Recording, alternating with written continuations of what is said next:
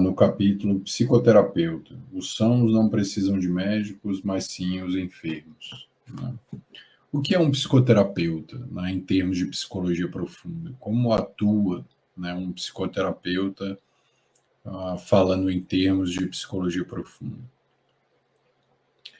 O psicoterapeuta é uma alma, né, humana que se encontra ali à disposição para estabelecer uma conexão com o indivíduo que o procura, na tentativa de superar algum tipo de sofrimento ou de se conhecer.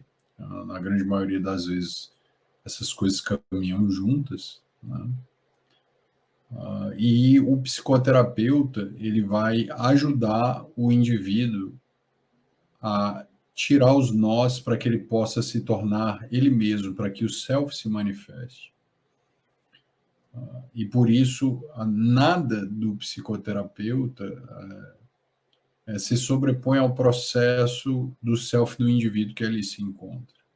O psicoterapeuta, ele tem ele dá volume, ele dá voz ao self do indivíduo, devolvendo para o indivíduo a fala desse self para que ele possa caminhar ouvindo essa voz interior. Então, o psicoterapeuta, em termos de psicologia profunda, ele dá voz ao self para que o ego do indivíduo possa conversar com esse self que vem se apresentando através da patologia, através de virtudes ou desafios existenciais. E o psicoterapeuta, né, através dessa relação muito afetiva, né, de onde há uma troca profunda, ele ajuda o indivíduo a ler, né, a fazer uma leitura, a se conectar, a estabelecer uma conexão profunda com essa realidade do seu inconsciente e, a partir disso, aí, fazer consciência. Isso seria um psicoterapeuta de base de psicologia profunda, no nível convencional, né, onde nós procuramos nas clínicas, o que não é a realidade de Jesus. Né? Jesus, além dessa realidade emocional que os psicoterapeutas que trabalham nessa linha possuem, de ter essa sensibilidade, de se conectar alma a alma e a partir dali ambos saírem diferentes dessa realidade, Jesus atuava como um grande psicoterapeuta de almas a partir de uma paranormalidade, né? Mas não era uma paranormalidade qualquer, né? Ou uma mediunidade conhecida por nós aqui na Terra, ou pelos grandes médios, ou pelas nossas sensibilidades, né? Que já não são ordinárias em todas as religiões, entre os católicos, entre os evangélicos, entre os espíritas, onde essa sensibilidade, essa paranormalidade está presente em todos os níveis, entre os umbandistas, né, que é uma paranormalidade, uma mediunidade que nos é conhecida. Ninguém alcançou esse nível de sensibilidade energética, de diálogo energético com a vida, como foi Jesus. E dessa forma, ele conseguia acessar e penetrar o inconsciente do indivíduo e nas profundezas dos complexos do inconsciente profundo da criatura e conseguir perceber as possíveis quedas futuras do indivíduo, que haviam essas tendências ali se agitando no inconsciente profundo. Ele conseguia perceber as marcas que eram impressas no corpo físico decorrentes desses complexos se coagulavam vindos do inconsciente profundo na estrutura do corpo. Então, ele conseguia ter um diálogo terapêutico, no qual ele conseguia fazer uma leitura, ainda que o indivíduo não falasse, ainda que o indivíduo não se expressasse verbalmente, ainda que o indivíduo não contasse a sua história. Ele tinha um diálogo, ele conseguia penetrar no nível de um diálogo energético, numa relação self-self, numa relação entre os inconscientes, no qual era a sua casa habitual. Jesus estava em plena conexão com o self. Então, ele conseguia manobrar as leis de tal maneira que ele conseguia gerar efeitos de tal natureza que ele se tornou o psicoterapeuta da humanidade. Ele se tornou esse munido de uma realidade espiritual incomum. por ele saber dos percalços, né, das grandes pressões que a sombra exerce sobre o ego e das dificuldades que nos acometem quando nós nos propomos a realizar essa caminhada na direção da autoconsciência, ele sabia que as quedas e os prejuízos, as patologias físicas e psicológicas são inevitáveis, porque fazem parte do processo de crucificação, ou seja, do processo de individuação, e isso munia Jesus, instalava-se nele um processo profundo de compaixão, por ele já ter percorrido esse caminho, e ele saber que essa realidade era, não há como escapar dessa realidade no processo de autoconsciência, no processo de autoconhecimento, no processo de transformação. Então, a criatura humana, diante dessa realidade, ela se apresentava a Jesus como um paciente, né? Era um paciente que se apresentava para ele, e ele perguntava: o que queres que eu te faça? Mas como uma proposta hipnótica para que a alma do indivíduo se abrisse ao campo energético que ele ia oferecer de transformação e impregnar a pessoa do amor de que ele era portador. Então, o indivíduo se conectava com o complexo, ou com o sintoma, ou com a expressão do processo que ele queria curar, e a partir dessa realidade, ele conseguia penetrar nos tecidos sutis da alma, impregnar o indivíduo e nutrir aquela área que a sombra do indivíduo desnutriu de amor. Então, quando ele colocava a sua energia naquela área, ele conseguia gerar uma transformação de tal natureza que ele conseguia mudar a própria estrutura física, o próprio corpo do indivíduo. Então, ele manobrava, né, dentro dessa realidade, ele conseguia ver, além das personas, além do discurso egóico, além dessa fala consciente, cheia de filtros, de mecanismos de defesa, de falsas realidades, né? Inclusive, quando ele curava, ele orientava a vigilância para que o complexo que ainda não havia se dissolvido, ou outros complexos, não arrastassem o indivíduo de novo ao adoecimento. Então, ele sempre fazia essa leitura, né? Ele curava aqueles que poderiam ser curados e que precisavam ser curados, e ele sempre dizia: cuidado, né?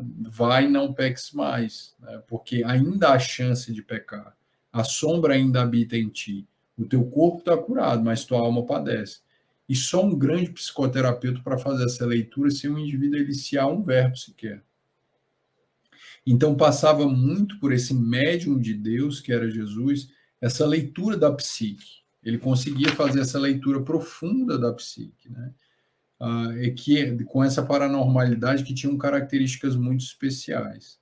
Era uma paranormalidade que nunca se corrompeu, né? Que ela nunca foi egocintônica com os conflitos da sombra, da satisfação da fama.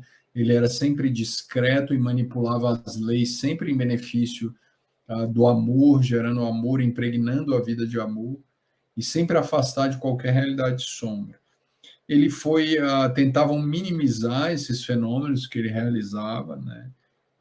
Propondo até interpretações de conteúdo, de realidade, que tentavam desabonar isso, né? Muitos dos fariseus, né, tentavam dizer que o que ele realizava eram truques, e ele se colocava na realidade, né? Ele via que essas pessoas, por ter a falta de conhecimento das leis, não conseguiam controlar esse objetivo que ele conseguia alcançar, que é impregnar os indivíduos de amor, e muitas vezes isso tinha um delay, tinha uma demora, tinha uma repercussão, ocorria um gap muito grande, às vezes até no encontro. Ele sabia exatamente qual era o momento psicológico de cada um. Por exemplo, Emmanuel encontra com ele, né, no livro Há 2000 anos, ele fala: ou tu vem comigo agora, ou tu vai vir mais tarde. Ele conseguia fazer essa leitura. Ao mesmo tempo, a própria Joana de Ângeles, que era Joana de Cusa, né, chega para ele: eu vou largar o meu casamento e vou te seguir. E ele conseguia fazer essa leitura, inclusive, das reencarnações. Ele diz para ela: não sai agora, porque tu ainda não esgotou o teu compromisso que está instalado no teu inconsciente profundo com esse teu marido. Tu tem um vínculo com ele, tu precisa gastar, desvitalizar essa relação no aspecto sombrio, que ela precisa ser gasta e desvitalizada. E quando essa energia esvair, né, pelo fenômeno de entropia, aí sim, mais tarde, tu vai me seguir, tu vai ter essa oportunidade, inclusive, de ser literalmente crucificada e queimada em praça pública para satisfazer a esquizofrenia do povo que persegue os cristãos, e ali tu vai começar a me seguir entregando o teu próprio corpo quando ela sente essa presença inevitável de Jesus.